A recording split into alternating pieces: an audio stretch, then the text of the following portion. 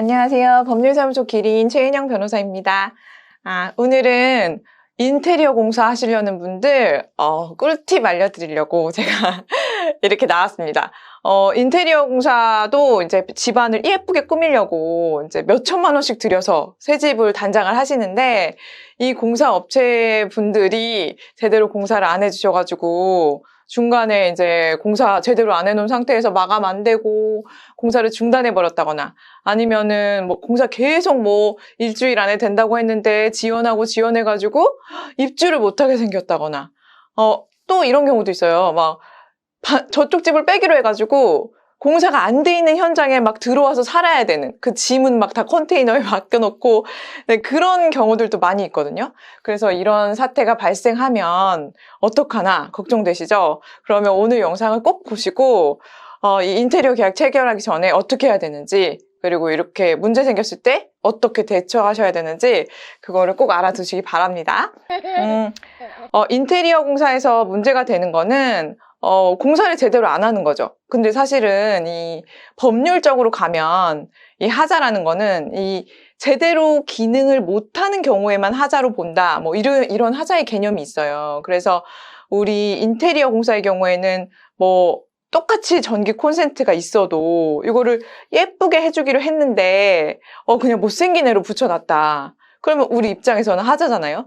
근데 법원에서는 그거를 하자로 보질 않거든요. 그래서 소송에 가셔서 이거를 돈을 주는 입장, 그러니까 아파트 소유자분들이 오히려 불이익을 받으시는 경우가 왕왕 있어요. 그러니까 하자로 인정을 못 받아서 제대로 공사를 안 했음에도 불구하고 손해배상 청구가 인정이 안 되는 그런 경우들이 있어요. 그래서 가장 유념하셔야 될 부분이, 인테리어 계약서를 작성하실 때 구체적으로 내역서를 받으시는 게 중요해요.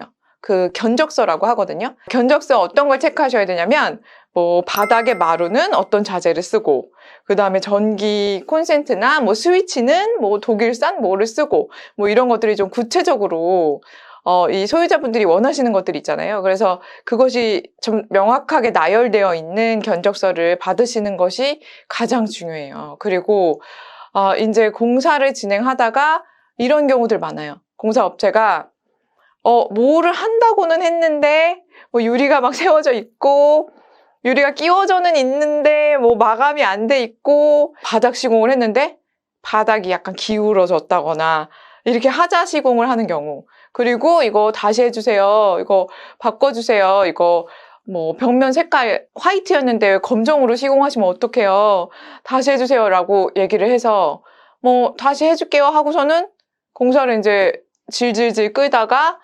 점점 시간이 늘어나가지고 이제 입주할 때가 됐는데 입주를 못하고 뭐 공사 마감이 안 된 상태에서 막 들어오는 경우도 있고 막 이렇게 되거든요.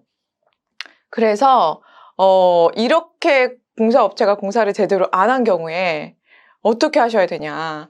기본적으로는 그 공사업체랑 이제 계약을 해지하고 다른 업체랑 그 공사 계약을 체결해서 이 공사를 마무리하셔야 된다, 이렇게 생각하시면 돼요. 왜냐하면 그 기존 공사업체랑 계속해서 공사를 수행을 하려면 그 공사업체가 원하는 대로 해줘야 되거든요. 추가 공사 좀 더 주시고요. 이거 뭐 자재비랑 이런 거 더 안 주시면 공사 못 해요.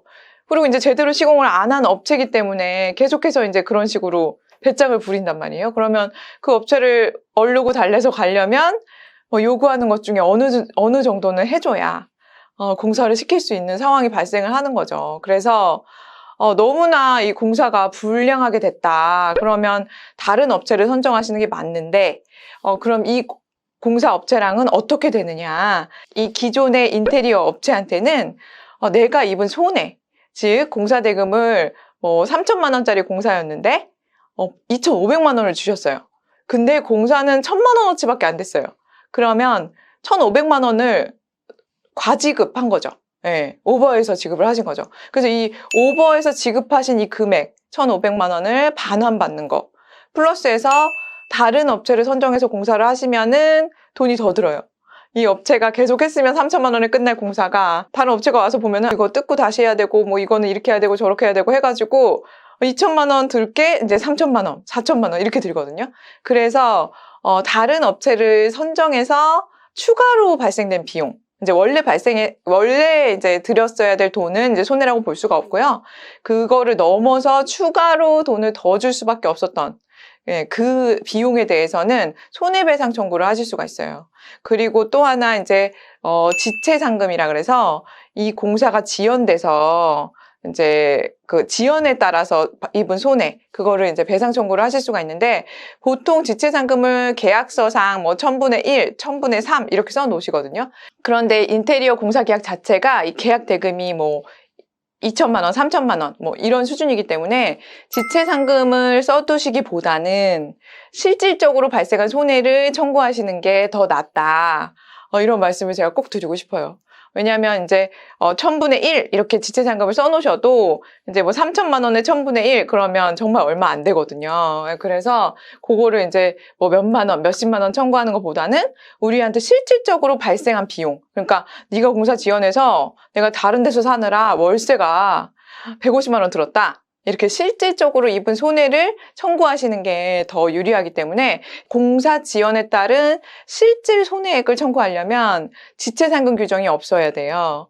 그래서 지체상금 규정은 이제 지체상금을 조금 높게 책정하셔서 쓰는 거는 괜찮지만 지체상금을 이제 1000분의 1, 1000분의 3 이렇게 쓰시는 건 너무 낮기 때문에 차라리 안 쓰시고 실질 손해액을 청구하시는 게 낫다. 이런 점을 유념해 두시면 도움이 되실 수 있습니다.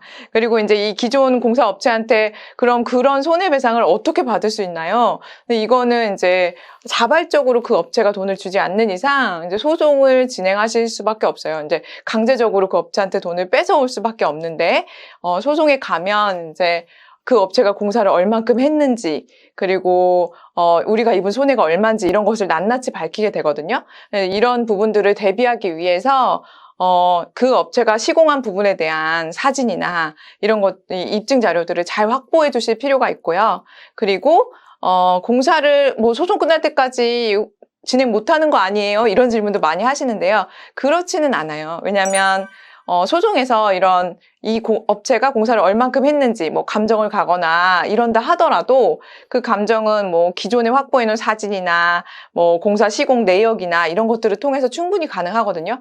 그래서 뭐 소송 6개월에서 1년 정도 걸리는데, 근데 이 공사를 그 기간 동안 계속 못하면 안 되잖아요.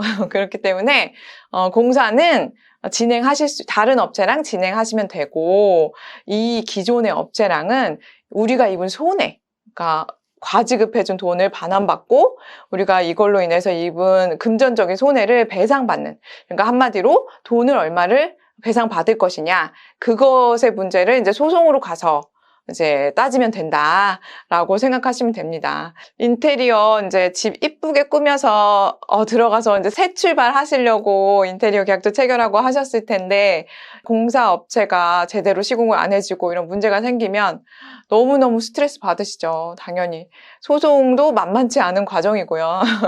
그래서 오늘 영상 보시고 공사 계약 체결하실 때 좀 견적서를 잘 받아두시고, 견적서를 만약에 잘 못 해준다, 견적서 구체적으로 못 써준다, 이런 업체들은 좀 의심을 해보셔야 되거든요.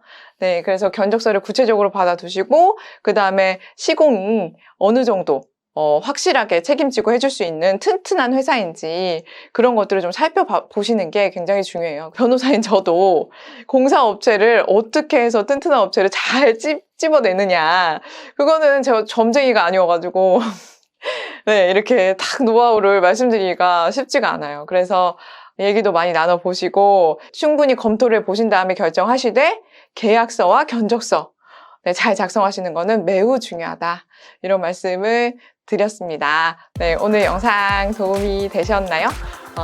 도움 되셨다면 좋아요와 구독 눌러주시고, 또 궁금하신 사항은 댓글이나 법률사무소 기린 카페에 질문 올려주시면 저희가 성실하게 답변 드리도록 할게요.